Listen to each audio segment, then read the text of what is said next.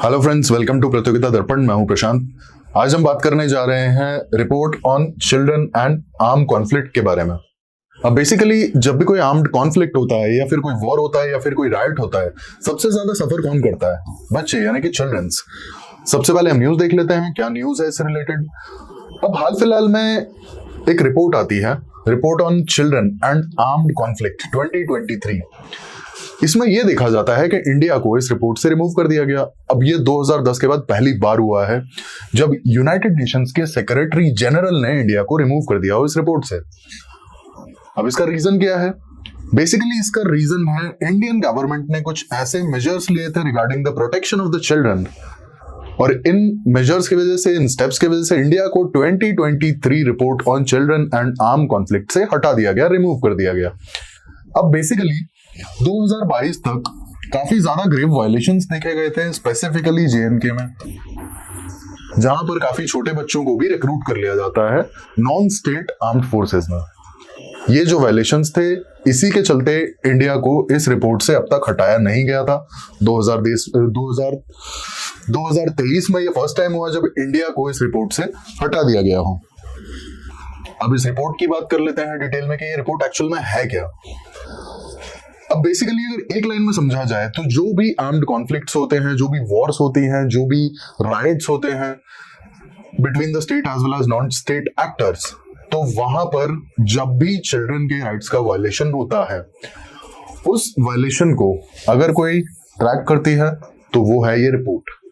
Children's के जो भी राइट्स हैं उनका वायलेशन ट्रैक करने के लिए बेसिकली ये रिपोर्ट है, और ये रिपोर्ट लगभग हर साल पब्लिश होती है। और इसमें जो डेटा, आगे हम डेटा भी देखेंगे, data is basically regarding the killings of the children during the war, then recruitment, abduction, ये सारे डेटा इस रिपोर्ट में पब्लिश किए जाते हैं। अब हम इस रिपोर्ट का बैकग्राउंड देख लेते हैं। यूनाइटेड नेशंस जनरल असेंबली 1996 में यूनानिमसली ये डिसीजन लेती है कि चिल्ड्रंस को आर्म्ड कॉन्फ्लिक्ट से, हॉस्टिलिटीज से बचाना चाहिए, और इसके साथ ही ये रेजोल्यूशन अडॉप्ट करती है 5177। अब resolution 5177 United Nations secretary general को ये रिकमेंड करता है कि सेक्रेटरी जनरल एक स्पेशल रिप्रेजेंटेटिव अपॉइंट करें regarding the impact of armed conflict on childrens. और ये जो स्पेशल रिप्रेजेंटेटिव होंगे ये लगभग 3 साल के लिए अपॉइंट किए जाएंगे, फॉर 3 years, मीन्स हर 3 साल में ये अपॉइंट किए जाते हैं बेसिकली। अब इस रिपोर्ट का ऑब्जेक्टिव क्या है? तो अगर ऑब्जेक्टिव की बात की जाए तो रिपोर्ट का ऑब्जेक्टिव है to strengthen the protection of the children, societies को अवेयर करना,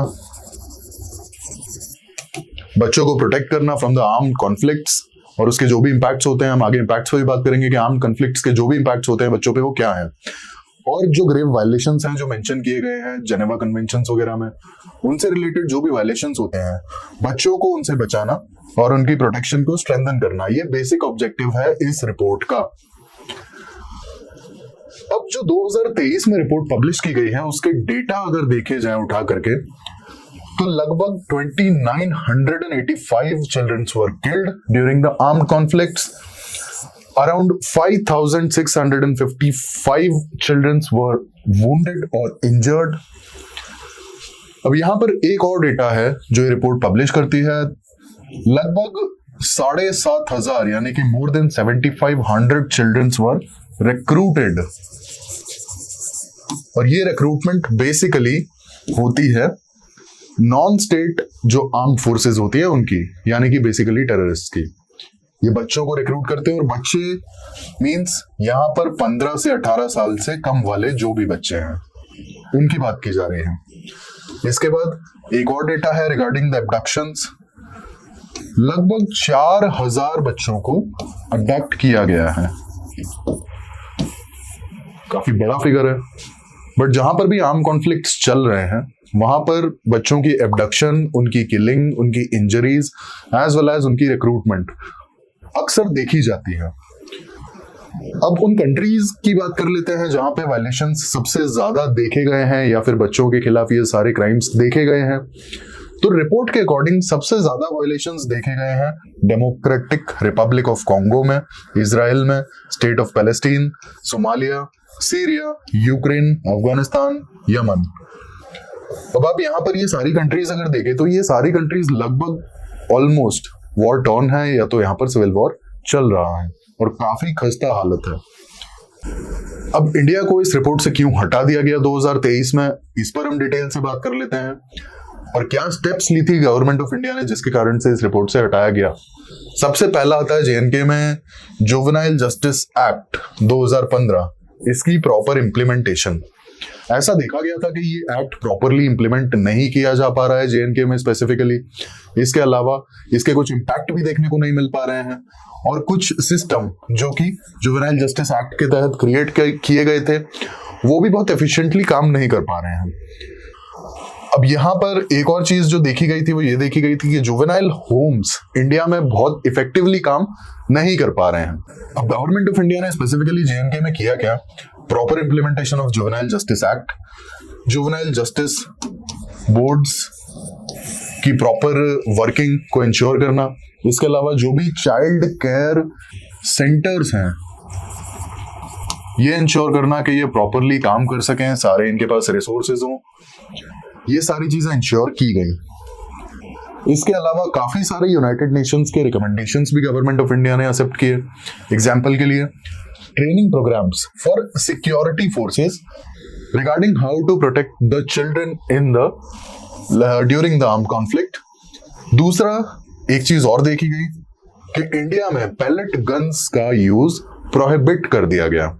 अब बेसिकली पैलेट गन्स वो गन्स होती हैं जो बहुत सारी छोटी छोटी सुई जिससे निकलती है। बेसिकली आप ऐसे समझिए, सपोज आपकी ये गन है तो अगर ये बुलेट फायर करती है तो यहां से सिर्फ एक बुलेट निकलेगी और वो किसी को भी सपोज यहां पर जाकर लगती है, ऑन स्पॉट डेथ हो सकती है या फिर बहुत ग्रेव इंजरी हो सकती है। बट पैलेट गन में क्या होगा, पैलेट गन बेसिकली बहुत ज्यादा भीड़ भाड़ वाले या फिर बहुत राइट्स के केस में यूज की जाती थी और पहले स्पेसिफिकली जो भी इंडियन आर्म फोर्सेस थी वो यूज करती थी। इससे बहुत सारी छोटी छोटी सुई निकलती हैं बेसिकली, ठीक है, और ये ऐसी इंजरी देती है ना किसी को भी जिससे वो बहुत ज्यादा लाइक डिसेबल तो नहीं होगा लेकिन हाँ टेम्परेरीली वहां से चला जाएगा। रीजन बीइंग काफी ज्यादा पेन होता है और लग जाती हैं, काफी पेनफुल होती हैं ये जो पैलेट्स निकलती हैं बेसिकली जो सुई जैसी होती हैं। अब ये क्यों बैन की गई, सवाल ये होना चाहिए। ये बैन इसलिए की गई कि कई बार क्या होता था, आर्म फोर्सेस भीड़ के ऊपर टारगेट करके चला तो देती थी पैलेट गन से, लाइक जो भी क्राउड है उसकी तरफ एम करके, लेकिन अब ये पैलेट्स कितनी निकलेंगी और कहां लगेंगी ये इंश्योर कर पाना बहुत मुश्किल होता था। तो अक्सर स्पेसिफिकली जेएनके में ये देखा जाता था कि किसी को आई में इंजरी हो गई, आई के वजह से कई बार होता है ना ऐसा इन्फेक्शन हो जाता था कि लाइफ टाइम बंदा देख नहीं पाता था, या फिर हेड में इस तरीके का इंजरी हो जाता था कि लाइक बंदा बेड रिडन हो जाता था। तो ऐसे बहुत सारे केसेस देखने को मिले। दिस वाज द रीजन कि पैलेट गन्स को बैन कर दिया गया। अब आप खुद ही सोचिए, एक पैलेट आके बहुत जोर से अगर आपकी आंख में घुस जाता है, आपके सामने अगर कोई सिक्योरिटी में आर्म फोर्स का कोई भी पर्सनल खड़ा हुआ है और उसने आपके बहुत कम डिस्टेंस से फायर कर दिया, पैलेट्स आगे सीधे आंख में लगा, तो अब ये कुछ गन्स इस तरीके से डिजाइन है कि जो बहुत सारी पैलेट्स से काफी दूर तक चली जाए। अगर कोई पास में खड़ा है और उसके आंख में चला गया बाई चांस, तो चांसेस है बहुत अंदर तक चला जाएगा, जो भी रेटिना या कॉर्निया है वो डैमेज हो जाएगी और हो सकता है कि ब्रेन डैमेज भी हो जाए, ठीक है। इसके अलावा ये जो इंजरी है ये ऐसी भी हो सकती है कि लाइफ टाइम के लिए बंदे को पैरालाइज या फिर डिसेबल कर दे। दिस वाज द रीजन कि पैलेट गन्स को प्रोहिबिट कर दिया गया, बैन कर दिया गया। और यही एक स्टेप है जो यूनाइटेड नेशंस ने देखा और उसे लाइक अप्रिशिएट भी किया। इसके बाद legal as well as administrative frameworks for safeguarding the childrens, ये काफी सारे स्टेट्स में बहुत अच्छे से इंप्लीमेंट किए गए, ठीक है। चाइल्ड प्रोटेक्शन सर्विसेज जो इन स्टेट्स में प्रोवाइड की गई उन्हें भी यूनाइटेड नेशंस जनरल असेंबली ने काफी अप्रिशिएट किया गया। अब ये जो स्टेट्स थे जहां पे ये सर्विसेज प्रोवाइड की गई और जो लीगल फ्रेमवर्क प्रॉपरली इंप्लीमेंट किए गए regarding the protection of the children, इसमें आता है आपका JNK, Jharkhand, Assam as well as Orissa. अब यहाँ पर एक और चीज देखने को मिली जो यूएनजीए ने काफी अप्रिशिएट की, वो ये कि इंडिया में पॉक्सो एक्ट 2012 बहुत अच्छे से इंप्लीमेंट किया गया। It is existing prevention of children from sexual offenders, basically this act means, तो जो भी सेक्सुअल ऑफेंसेस हैं उनसे बच्चों को बचाना वो इस एक्ट के तहत आता है। अब काफी सारे इंटरनेशनल कन्वेंशंस भी हैं regarding the rights of the children, जैसे CRC, right of the child, then the related protocols like Geneva convention.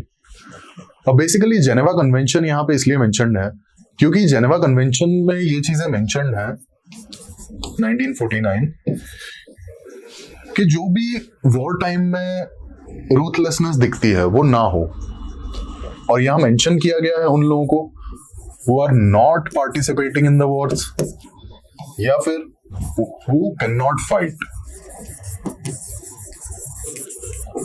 अब not participating directly in the war में आते हैं सिविलियंस, बच्चे, एंड who cannot fight में आते हैं basically injured soldiers, prisoner of war, ये सारे लोग आते हैं who cannot fight। तो जेनेवा कन्वेंशंस में ये साफ तौर पे कहा गया है कि people who are not part of war and people who can not fight, इनके साथ में कुछ गलत, कुछ बारबेरिक नहीं होना चाहिए। ये चीज स्पेसिफिकली मेंशन है।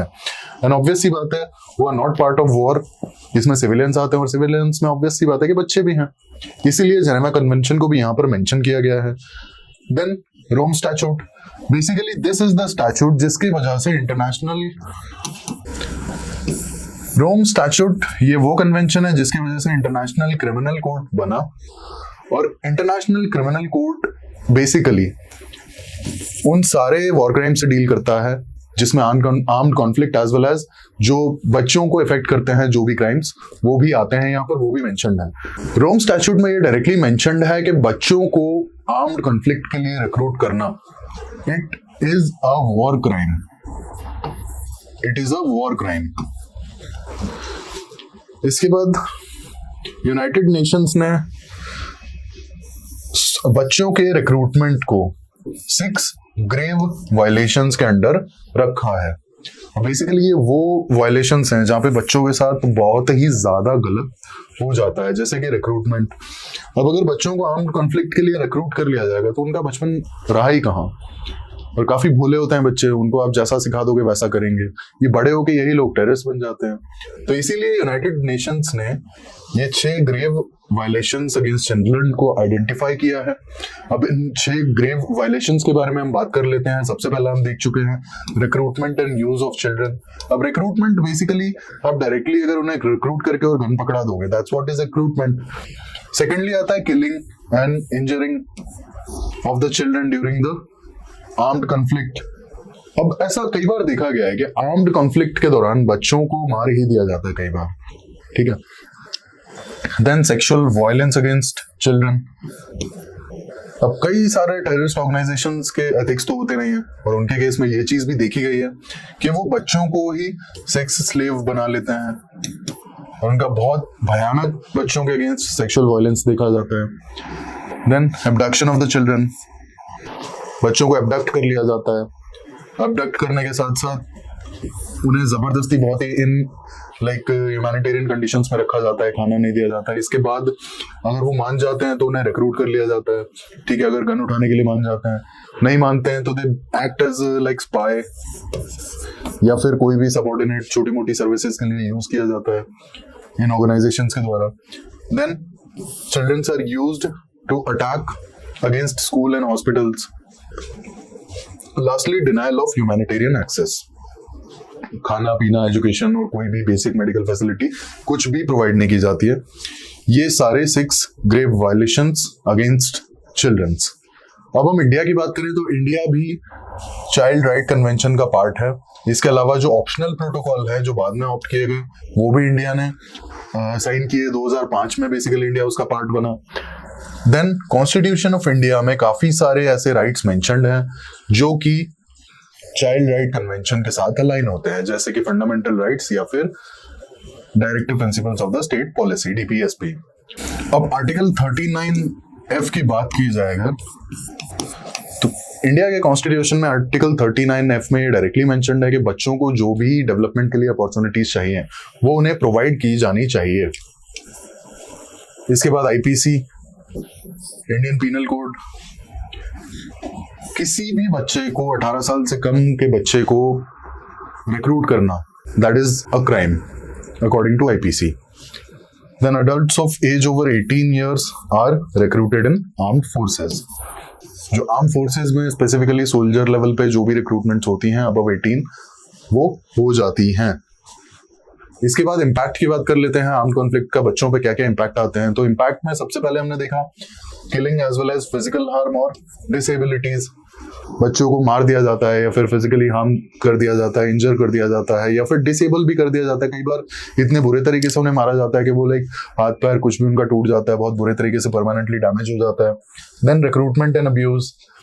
अब या तो उन्हें एज अ सोल्जर रिक्रूट कर लिया जाएगा, उन्हें गन पकड़ा दी जाएगी, या फिर होता है ना कि उनका यूज किया जाता है एज स्पाई या फिर छोटी मोटी सर्विसेज के लिए, ठीक है, या फिर उनका अब्यूज किया जाता है बहुत बुरे तरीके से, ठीक है, मारा जाता है, काम करवाया जाता है, इनह्यूमन कंडीशन में रखा जाता है, अगवा कर लिया जाता है। कई बार होता है उल्टे सीधे कामों के लिए यूज करते हैं, जबरदस्ती अबडक्ट करके। फोर्स्ड डिस्प्लेसमेंट भी देखा गया है इसकी वजह से। Then sexual violence and exploitation. बच्चों की मर्जी के खिलाफ उनके साथ में लाइक सेक्सुअल रिलेशंस बनाए जाते हैं। And there are many people who are like pedophiles, जो बच्चों के साथ में like sexual violence करना उन्हें बहुत अच्छा लगता है। उनका एक्सप्लॉयटेशन किया जाता है उल्टे सीधे काम करवा के, जैसे बेगरी और ये सब। then psychological impact. अब जो कई बार होता है ना कि साइकोलॉजिकल इम्पैक्ट बहुत बुरा होता है। जो पोस्ट ट्रॉमेटिक स्ट्रेस डिसऑर्डर होता है, PTSD, बेसिकली बच्चों को इतना गहरा सदमा लग जाता है ना कई बार इन सब वायलेंसेस के चक्कर में कि वो साइकोलॉजिकली बहुत ज्यादा टूट जाते हैं, बहुत घबरा जाते हैं। अपना लाइक जो डिग्निटी और एस्टीम है काफी लो हो जाता है उनका, ठीक है। तो ये इस तरीके के साइकोलॉजिकल इम्पैक्ट बहुत ज्यादा देखे जाते हैं स्पेसिफिकली आर्म्ड कॉन्फ्लिक्ट्स और वॉर के टाइम पर। Then denial of dignity. अब ऑब्वियस सी बात है कि आप सोचिए ये सारे काम जब आप उनसे बच्चों से करवा रहे हो, ठीक है, सेक्सुअल वायलेंस भी बेचारे देख रहे हैं, अबडक्शन भी देख रहे हैं, बेगरी भी देख रहे हैं, अब्यूज भी देख रहे हैं, रिक्रूटमेंट भी देख रहे हैं, डिसेबल कर दिया जाता है, जबरदस्ती मार दिया जाता है। उनकी गलती क्या है? उनकी गलती तो नहीं है, ऑब्वियस सी बात है। That's what is denial of dignity.